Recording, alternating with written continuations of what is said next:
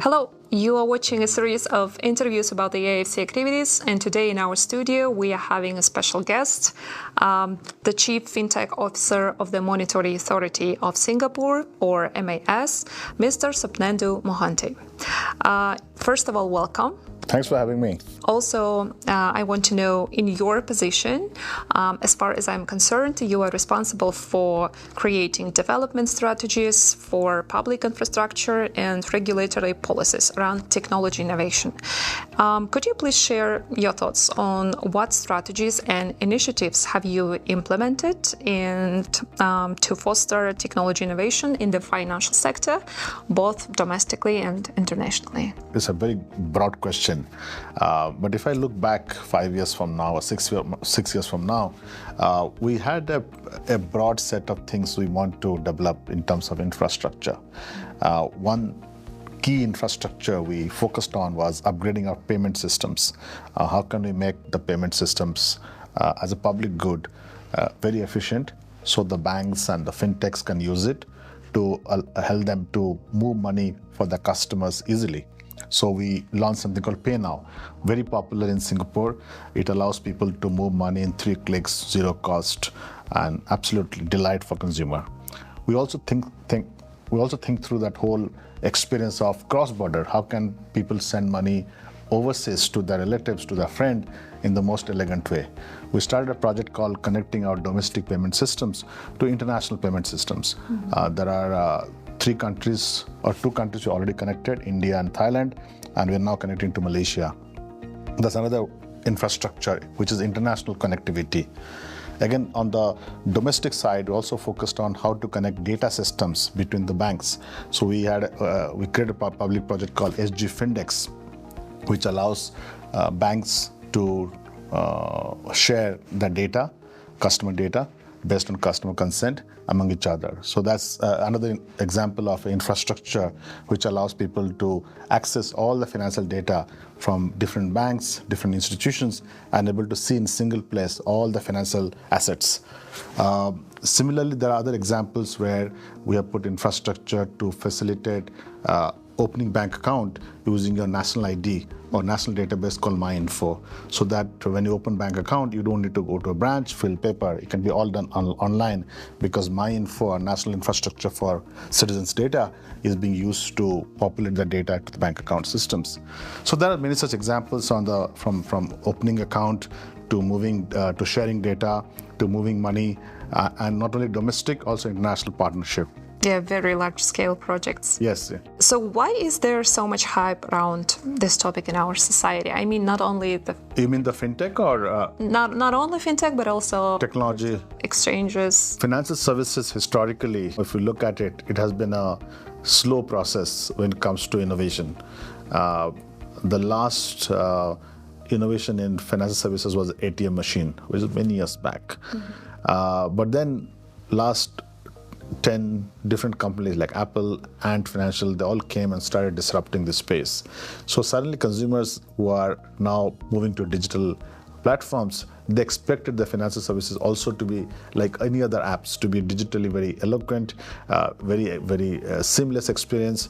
So this consumer behavior has changed.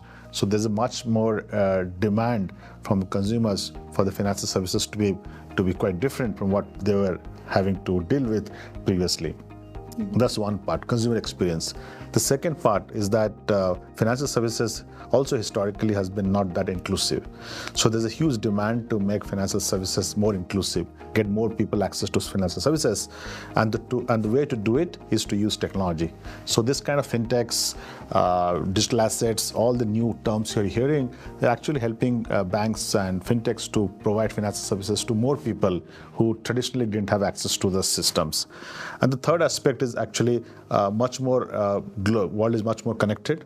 There's a need for interoperability between different systems, different processes. So there are a lot of innovation happening, how to make the systems interoperable.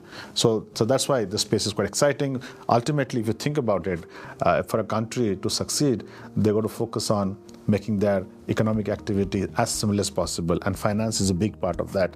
So you got to focus on that so that it makes it easier for a country to progress economically. So having a great financial infrastructure, a great tech platforms which will power some of the digital data does allow policymakers to build something more substantial in terms of growing the economy.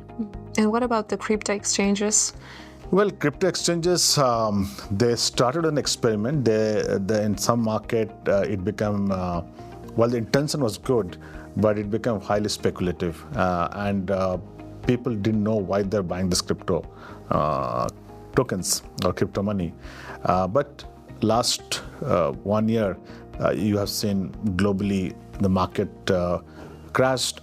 People who invest in money lost by, if you think about crypto, $3 trillion was the market cap. Now it's only less than $1 trillion or close to $1 trillion. So $2 trillion of money just went out through the roof because people are speculating on these assets. So now the crypto industry is now rethinking, re-strategizing that what should be their focus. I think there is some early indications showing that they are thinking about focusing on real economy. And not on speculative assets. Mm-hmm. Why is it important to regulate the sphere of crypto exchanges? Financial services broadly is a regulated activity, right? Yeah. And it's true wherever you go. So if the crypto industry are providing a financial services and it is a financial activity, it has to be regulated. You can't escape that, and that's a necessity for financial stability of a country. Now, when you think about crypto industry, they were supposed to solve the payment challenges.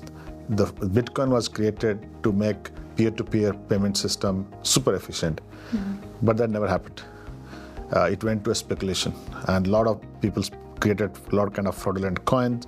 The market was completely filled with irresponsible behavior.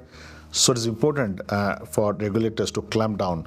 And as a regulator, we think about few things. We got to ensure that consumers who are participating in the industry have proper KYC, proper checks around their transaction. They're not indulging in money laundering and other things. It's important the market conduct has to be based on expected standards. The market integrity has to be maintained. Financial stability issues have to be looked at.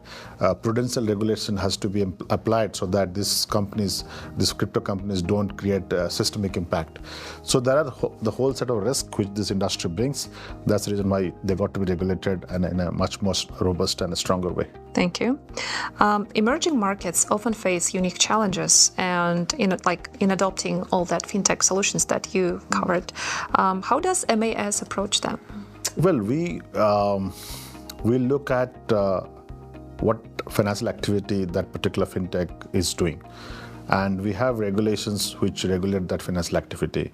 So no financial activity will escape regulation. So that's one thing.